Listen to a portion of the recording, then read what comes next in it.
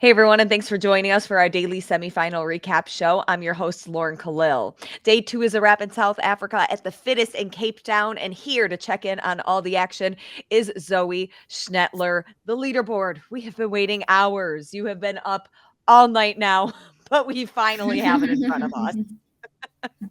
How are you feeling after day two? Oh no, it's been a long day. A lot of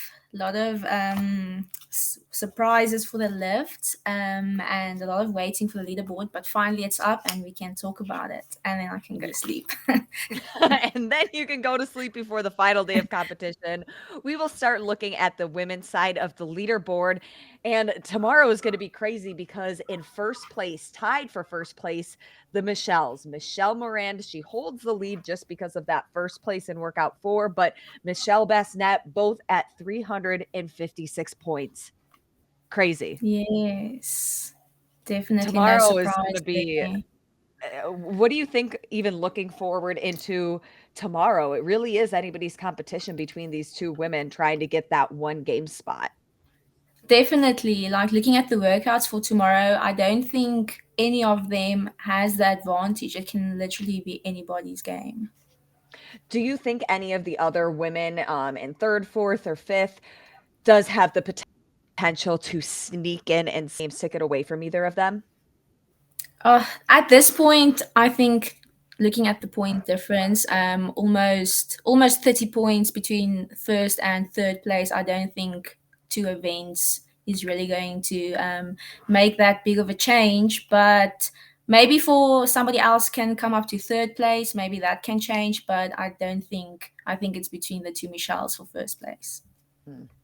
Moving into the men's leaderboard here after day two of competition, Jason Smith leading the way, a name that we're all very familiar with, but not too far behind. Kealan Henry made a jump yesterday.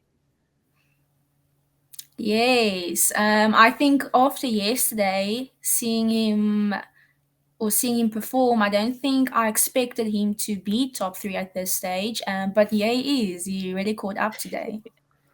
He did, and we'll talk about one of his incredible performances in workout three just shortly. But then going to the teams, not too many changes when we're looking at their leaderboard. But again, even some of these top teams, not a ton of points separate first, second, two ties for second, and then fourth place. Those top Yeah. four teams are really close.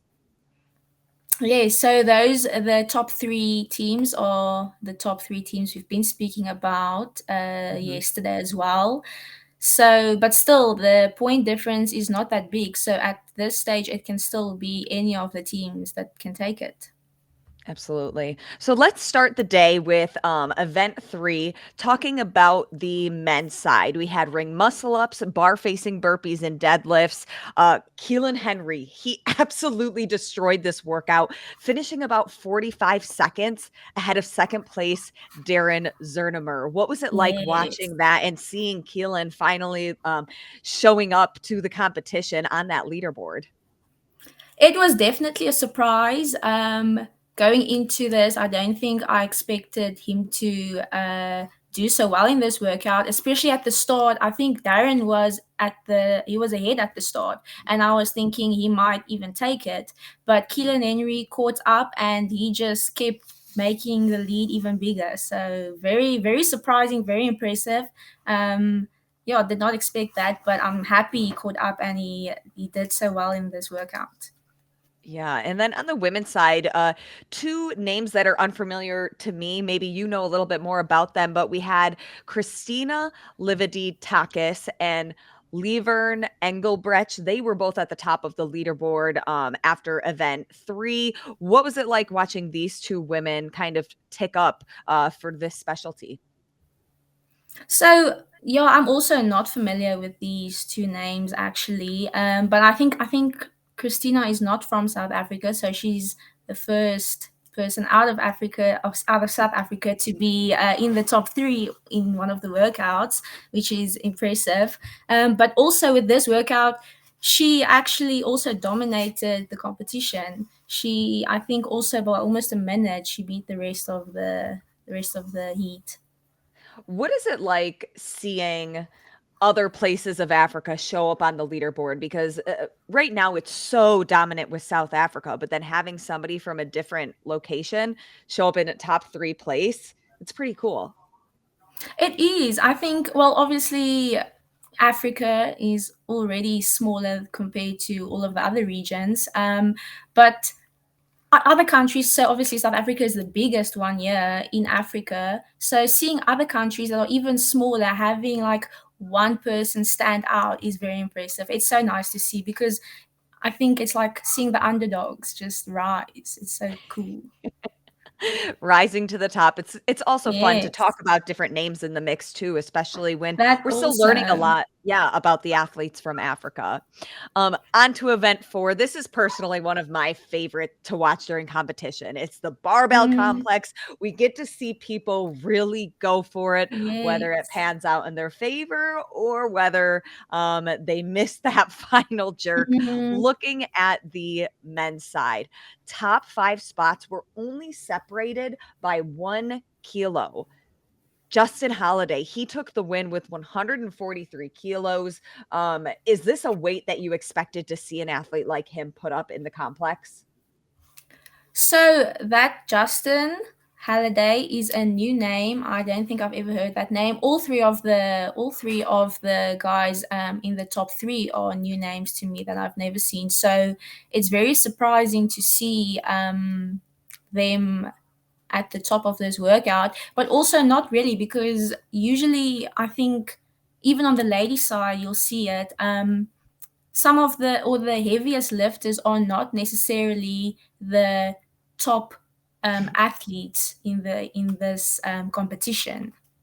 Sure, sometimes you have those specialty athletes that just tend to be stronger, but it Mhm. translating into pounds, Justin Holiday, he was at 315, Assam Effett at 313, so just a couple shy of that first place, and then Brandon Jacobs at 311 pounds. A lot of weight being put up, especially when we move on to the women's side for workout number 4, Megan Fowle at 225 pounds for that complex. Yes. Speaking of names, I mean, Michelle Basnett, we know that she puts up a lot of weight, so seeing her in Mhm. second, no surprise, but couldn't take that first place away from Megan for that one. No, and it's such a big jump as well. It's not like the men just 1 kilogram or 2 pounds. It's Mhm. quite a big jump. So very impressive. Megan Fowle is very strong. She is a very strong competitor. Yes. Did any of the other lifts surprise you by any of the athletes? I guess on the women or the men's side? So I think there were a lot of near lifts that almost made it. I think Mary Jameson also tried to go for 102 kgs but couldn't get it up. I think Michelle Basnett tried to go heavier on her last lift. But yeah, I think they tried to. The jump was a bit too big, maybe, and they couldn't get it up, but almost very close. Okay, and then moving into the team competition, let me just switch divisions here. Again, as we mentioned at the beginning of the episode, not a ton of changes that we have seen on the leaderboard. Starting with event 3, it was the pair thruster and legless rope climbs taken by CrossFit Tiger Valley unit by 40 seconds. Did you expect to see this team win and by such a big margin? I think, like I mentioned yesterday, they are a strong team, and I think the ladies at the start, the ladies kind of they separated themselves from the rest of the female pairings, and the men just had to keep that lead. So seeing the ladies go, I was like, okay, they got this. Are there any other teams worth noting when we look at the leaderboard and we look at like some of these teams because the point spread, I mean, CrossFit, um, Commit Okavanga, they're obviously in first, but only by 5 points. So, Mhm. any idea of like who's going to have the strongest third day of competition to punch their ticket to the games? Yeah, so I think with these three teams, or especially Tiger Valley and Commit Okavango, they have been shifting on the leaderboard. One workout, Tiger Valley gets first place, Okavango gets second place. Next workout, Okavango gets first place, Tiger Valley gets second place. So I think it really just depends on what they do. I don't think based on the workouts we can really say who's going to take it, but it's going to be very close. So now as we move into the final day of competition at the Fittest in Cape Town, who are some of the athletes and even teams that you're really going to be keeping your eye on to see who gets to head back to Madison? So definitely with the females, Michelle, the two Michelles are tied for first place, so it can be any one of them. So definitely going to be checking there. And then for the men, Jason is first, but Kealan Henry can maybe still go past him, so that's also definitely something to check. Seeing as he showed up today, maybe tomorrow he just keeps on doing that. And then for the teams, yeah, like we just said, literally any of those three teams, the point difference is so small, so anybody can take it.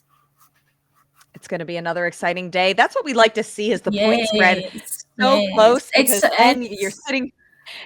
It's so much more fun to watch when everybody is so close to each other. And like, other than obviously, you love seeing Tia Claire Toomey just dominating the field, but I mean, it's Oh, yeah. also fun seeing like competition and seeing them have to fight for their spot. We certainly have that in South Africa. Zoe, thank you so much. I really appreciate you staying up with us until we had the leaderboard. Hopefully tomorrow, we have it a little bit earlier for you, but Yes. thank you for recapping all of the action with us, and we'll see you tomorrow. Thank you so much. See you tomorrow.